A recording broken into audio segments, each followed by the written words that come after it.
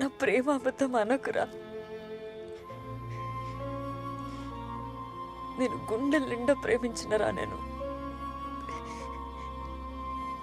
ప్రేమించినప్పటి నుంచి ఇంకెవ్వరూ నా మనసులోకి రాలేదురా. అంత అంత ఇష్టం రాను అంటే నాకు.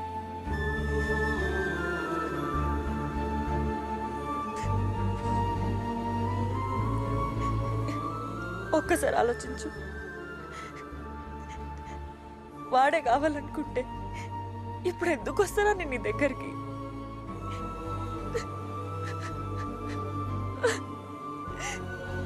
నువ్వు లేకుండా ఉండడం అయితే లేదురా నాతోని.